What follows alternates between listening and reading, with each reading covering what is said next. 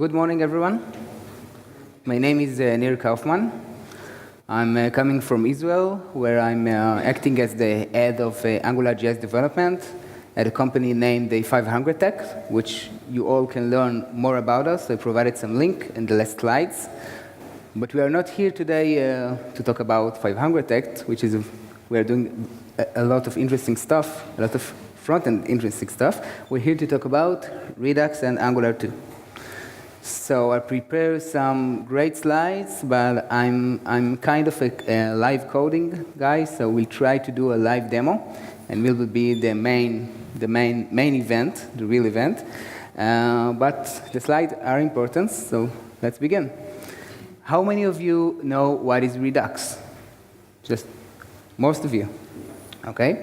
The title is up and running, so I hope that you maybe learn something new or will something will make more sense. How many of you working with Angular2?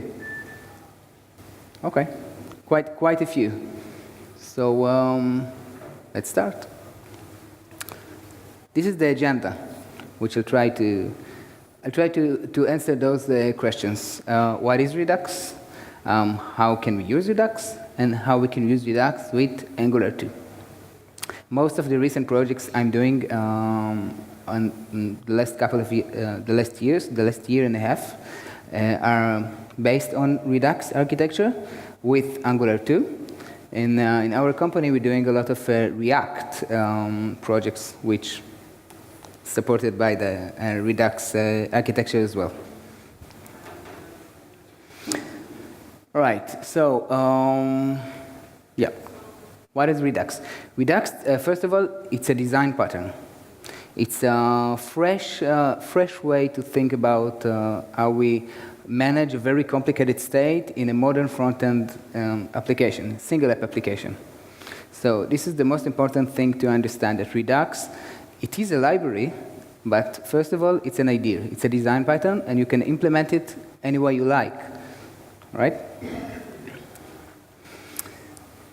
The principles of Redux are very straightforward. There is a single source of truth, which means that all of our application state fits inside a single plain JavaScript object, instead of all the MVC whatever style patterns, which are when we are building a model layer and like putting our state inside components, putting our state inside different view models, putting our state inside of some data access layer. In Redux, it's very straightforward and simple. All of our application state sits inside one simple JavaScript object, and then we can actually implement a single source of truth, which makes things much easier. Okay? Cool. The second principle of Redux is that this state that I've talked about is read-only, which means you can just you can change it from everywhere you like. It can only be changed in one way, which leads us to the third principle about Redux, pure functions. The only way to change the state or to move our application to the next state is by writing a pure function. How many of you know what is a pure function? So for the rest of us, pure function is a function that depends only on its supplies argument. It doesn't call another function. It doesn't hold a state. We are not using any closures inside. Functions that like a sum function in JavaScript. All right? We will see some live coding, so let's go forward with the slide and let the fun start it. So the only way to move our application from one state to another is by writing a pure function.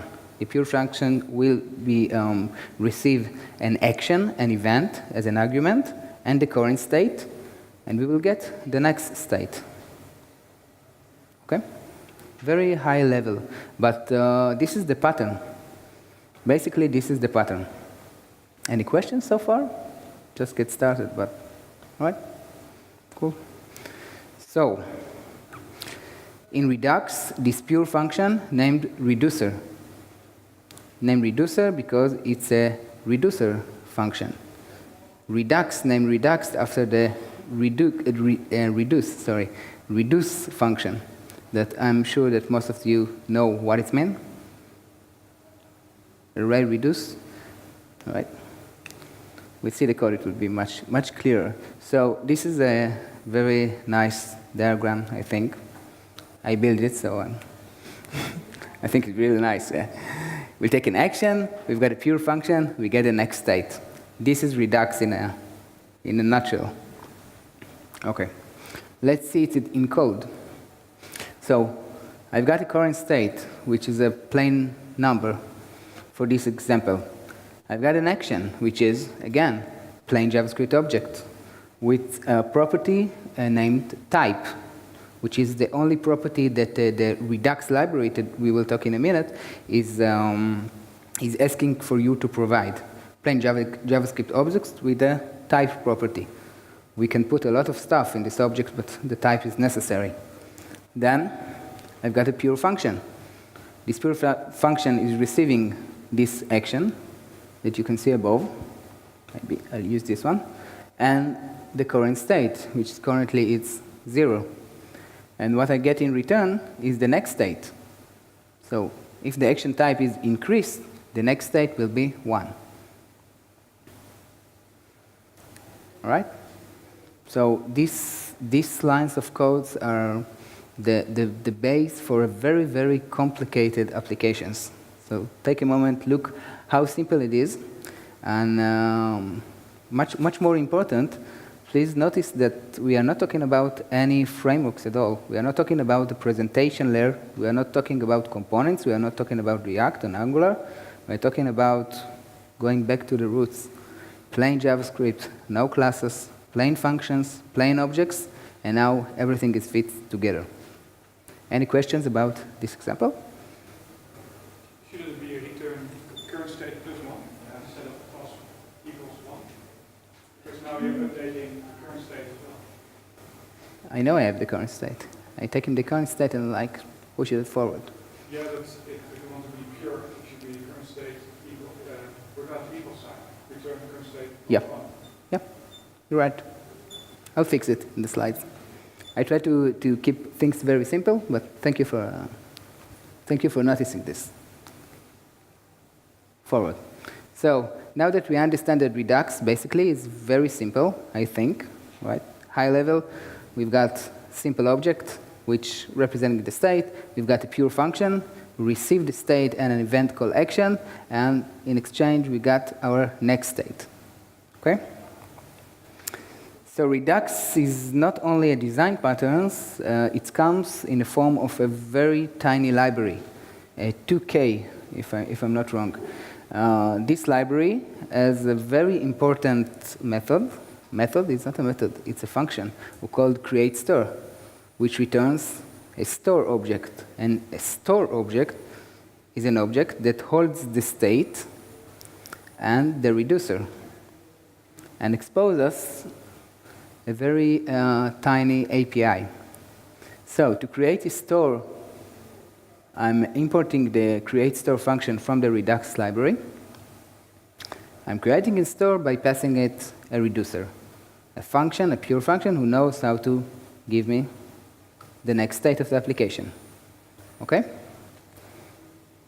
Now, the store object is exposed this API. And with this API, we can do basically everything. I can get the entire state by calling store getState. And please notice that I'm getting all of the state. It's not a query. I can get just a part of the state.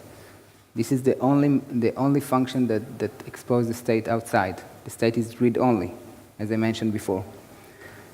The next function is dispatch, which I can pass an action, the plain object, to represent the action.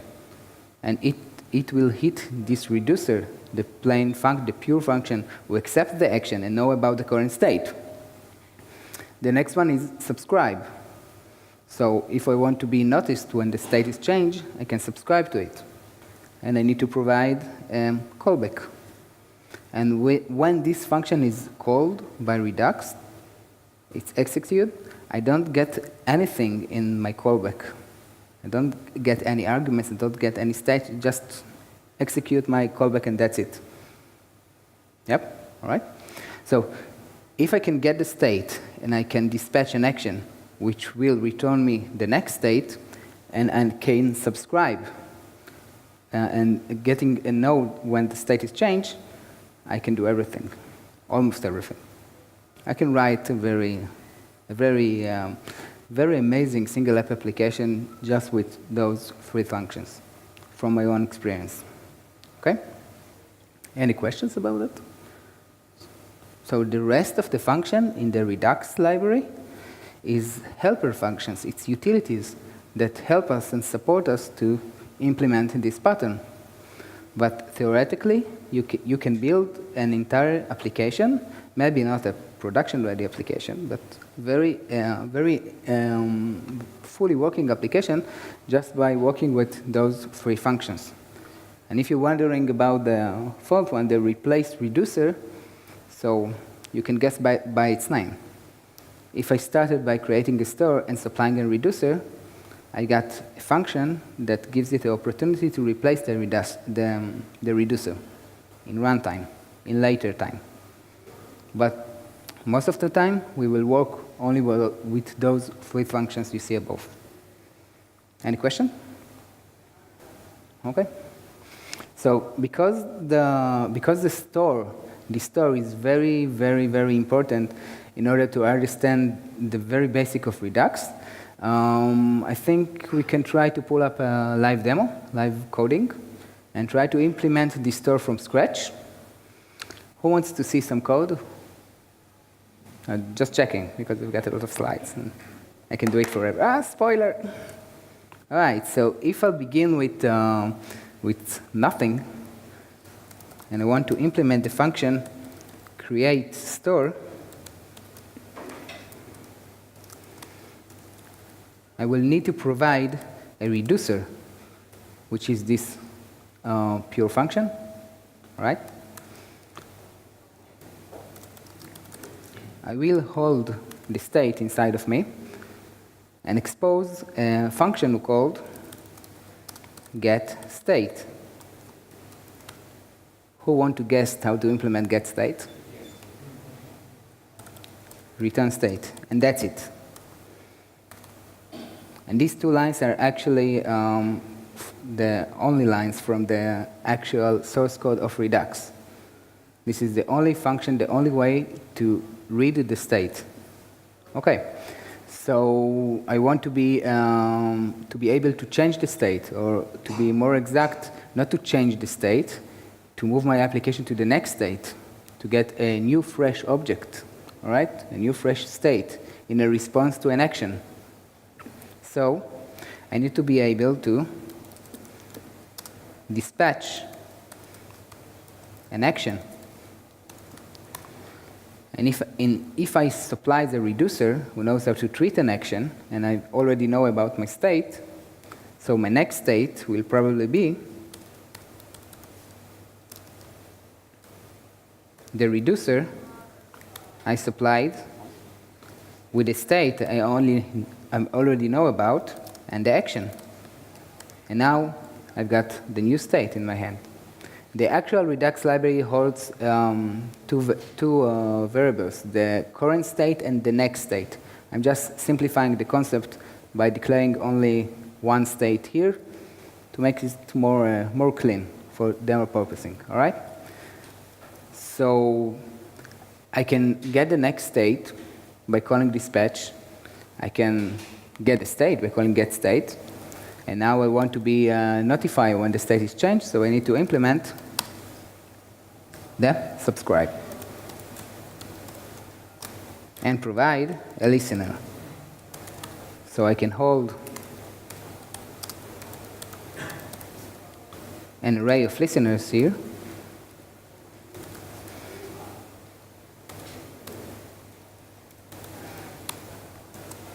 Push the listener provided. And when the state is changed, and it can only be changed in a response to an action. So the only function that can actually give me the next state is the dispatch. So here I can simply take all of the listeners and call them. Yeah, I missed something. Oh, my IDE doesn't know about the syntax because it's ES6. So let's do it the old way.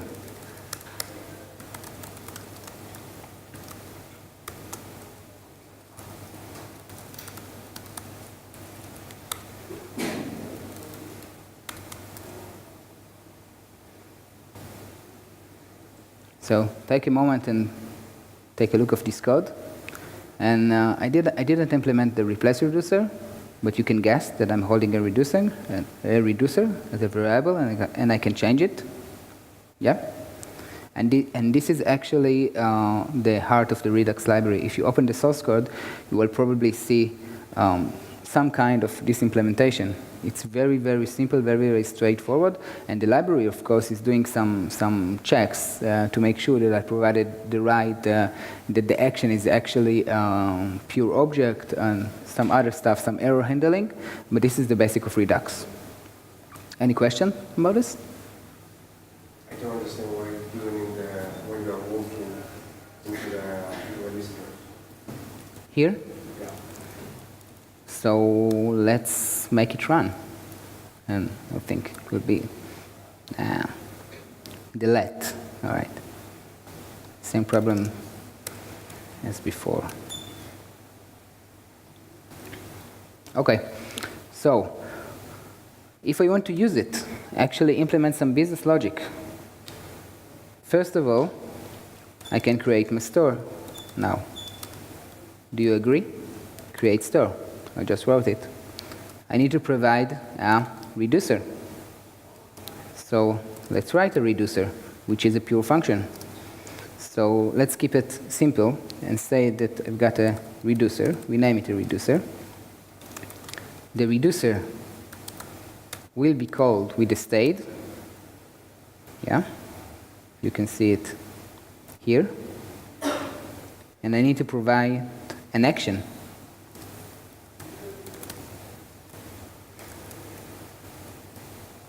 Let's create an action. Let's do it. All right, let's create an action. With the type of, I don't know, change.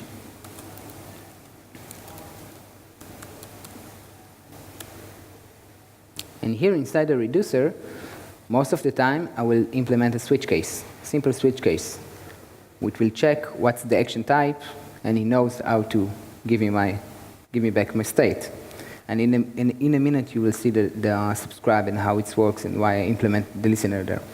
So just for the demo, I won't start by if the action type something return me a state. Let's just return the state. Okay? Now this code will fail because the Redux, when is kickstart, when I'm creating a store, Redux dispatch an action, an init function. And this init function will call the reducer once and expect to get a state back.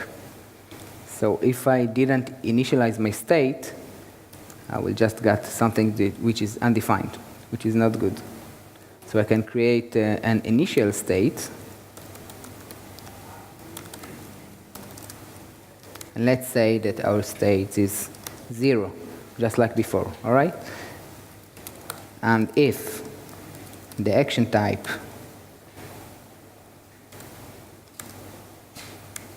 is change,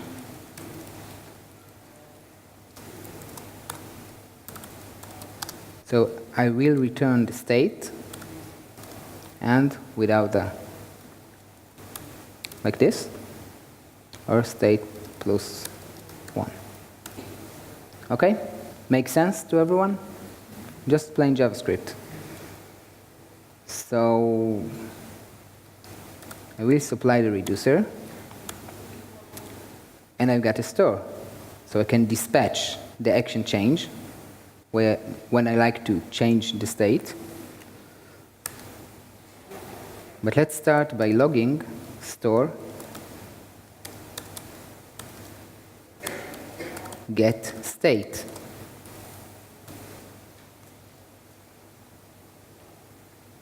And the store is undefined, because the create store,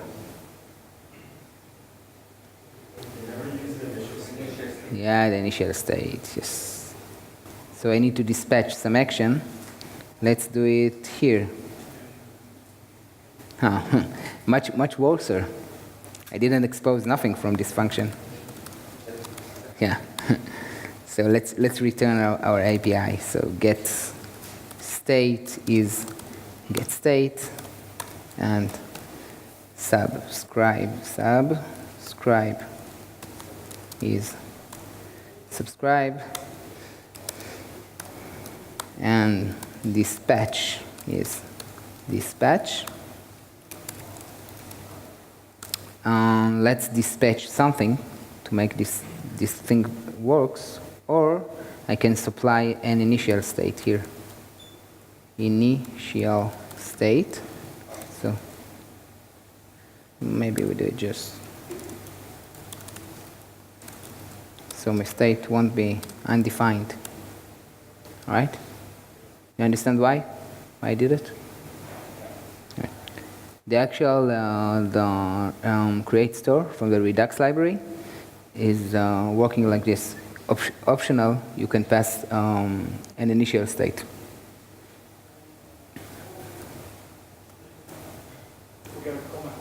Yep. Live coding.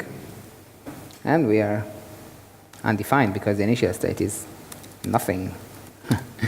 Let's do it. The initial state is 0. All right.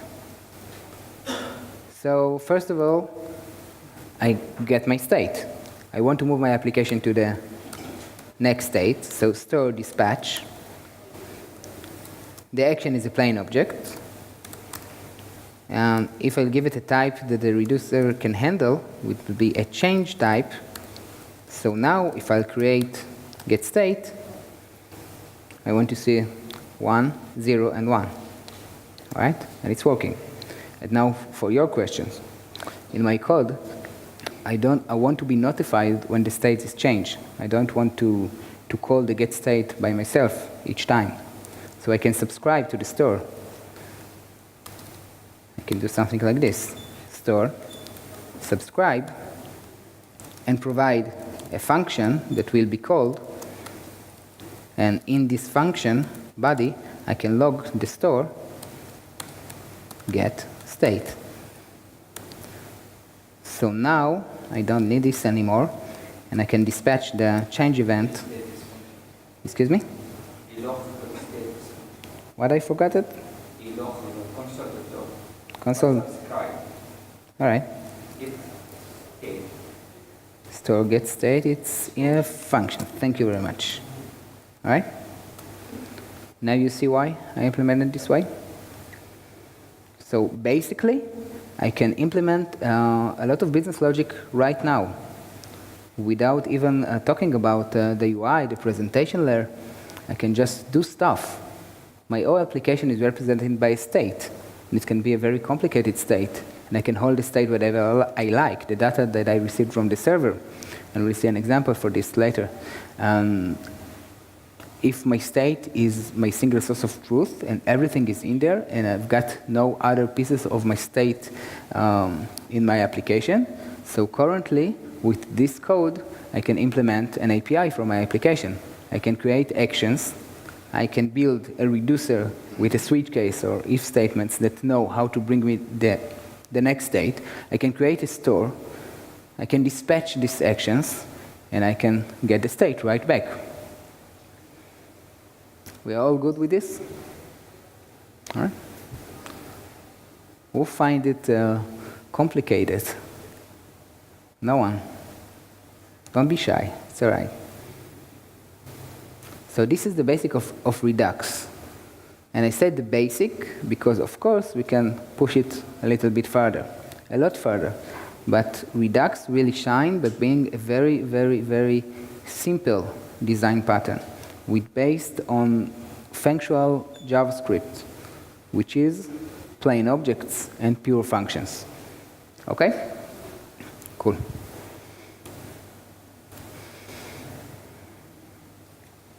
So in the slide, I put some reference so you can use if you like. All of you just got started with Redux. I put the code right here. Here it's written with JavaScript with E6, so it's a little bit cleaner. But that's the idea. Okay? So, if we can dispatch an action, and we can subscribe to the state, and we can get the state, we just need something to dispatch those actions and render our state. And this is where the UI fits in. Now, I think we already understand that we don't actually need a UI. We can implement this pattern on the server side. Doesn't care. I just need to dispatch an action from somewhere, and hopefully to do something with the new state. But because we're building a front-end applications, the UI fits right there. And the UI can be everything. So Redux got very popular among the React developers because there wasn't no Angular2. And currently we can do it with Angular2, but you can do it with which library you like. It doesn't really matter. It can be plain JavaScript, it can be logs to the console, it can be Backbone, it can be jQuery, okay? Because we didn't use anything that Redux actually, that Angular2 actually providing us, which is a very interesting case. So we don't need all the dependency injection while implementing this pattern, and we don't need all of Angular2 providers and stuff. We can put all of our logic inside those reducers and actions and just build the UI. And enjoying or not enjoying, it depends, the API of Angular2 for building components. Components, pipes, forms, a lot of good stuff that Angular2 brings. On the other hand, React developers will say that building components with React is much simpler. So just to summarize this, a true story, I had the chance to build an application with Redux and Angular2 as a viewer, and after a month or two of development, switch the framework from Angular2 to React without actually changing the business logic. I just needed to change my view layer. Okay? Cool? So, UI is rendered, something happened, action dispatch, state change. The state change, UI is rendered. Something happened, action dispatch, you got the idea. Can go. But this is the famous unidirectional data flow of Redux. It's always, our data flow is always on one direction, from the UI, in this case, to the store, and we query the store by calling getState and get the new state. Yep. Cool. So the live coding for building this traffic light will not happen because it will probably take a lot of time. But I'm not too sad about that because the most important thing is to understand the pattern. What I like to do in the remaining time is walk through the code of Angular2 and see how it can bind to this state. Okay? So I've already put it on GitHub, so you can play with it later and provided some links. So what I'm going to do now is take the source code with all the components I already built. I will make it bigger in a second. Put it here.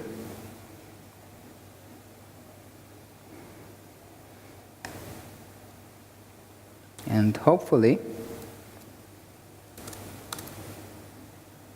All right. So let's talk about it for a second and take the few minutes that we got left to some questions and some wondering about this, this demo. So I've got here a traffic light, which I can put it in auto mode. So it means that it's working automatically. I can go to manual mode, and it's not working yet. But can you guess how it works behind the scene? Let's do a spoiler. It's actually very, very simple. So instead of calling this get state, subscribes, and all this, a lot of boiler code inside my Angular2 component, we use a library. Search npm for Angular2 Redux adapter bindings or something, and you'll find a library to make things much simpler. Behind the scenes, it will call this subscribe, this get state, but it's doing it without us. All right? What I mean by saying without us, let's take a look on my traffic light component. The traffic light component, let's make it much more cleaner. Okay. The traffic light component we'll need to know about. Maybe we'll take a look at our state. It will be much more productive. So this is the state. I'm holding an array of strings which represents each light, right? Green, yellow, and red. The reducer is a function who accepts some actions like stop, ready, slow, go, turn on, whatever, and in return returns a new state without modifying the state that the original state, all right? Cool? I created a store. I provided this traffic reducer inside. So now, if I will dispatch the action go, slow, ready, whatever, I need to be able, in my component, to be rendering this new state, this new array, and doing something with it. So inside my traffic light component, you see, I want to know about this lights array, which provide me strings that I can pass on to a component that will be rendered, in this case, just changing the CSS class, which will make the lights go on and off. But how many of you got this basic idea? That I'm dispatching an action and just calling subscribe and doing something with the state. It's important for me to know. Please? Cool? Most of you? Who's got confused completely? No one? Cool. So just take a look of this code, and I will be happy to provide some more information, some questions in the few minutes that we got left. So I'm using a library, which behind the scenes doing all the magic of the magic, all right? Of subscribe to the store and calling get state and whatever. So in my Angular2 component, it's not part of Angular core, yeah? It's third party. And I provided the link to this library.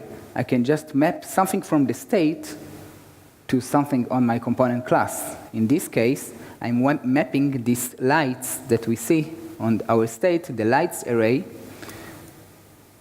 to a property of my component.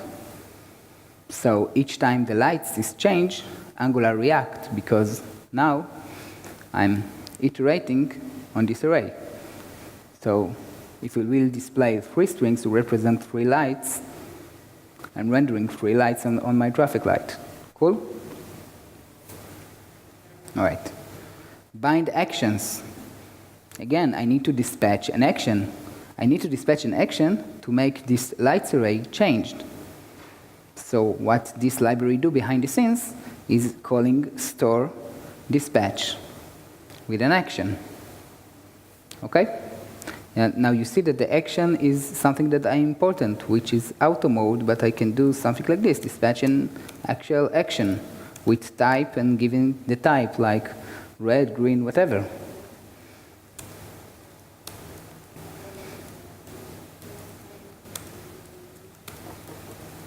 Okay?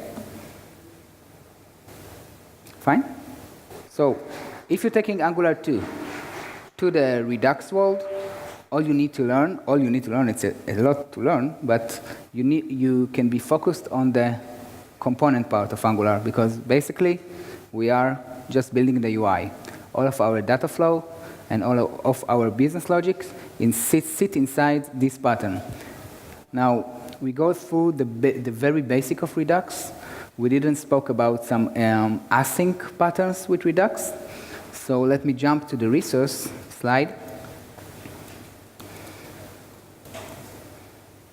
This is a lot of live demo, so we did it in code. If you like to play with this demo, it's available on GitHub. If you want to know much more about Redux, this is currently, I think, the only book out there which really get inside Redux. So I provided a link. It's currently on pre-release, but you've already got 4 chapters describing the pattern. Recommended, really recommended. The last slide, I put some links for videos that I think that very, very useful. The Redux website is providing very, very good documentation of Redux. Okay? And hopefully, for most of you who didn't know what is Redux, what is these buzzwords, hopefully you're leaving this session with basic understanding of what is Redux and what is the Angular 2 part in this pattern called Redux. And that's it. So thank you very much.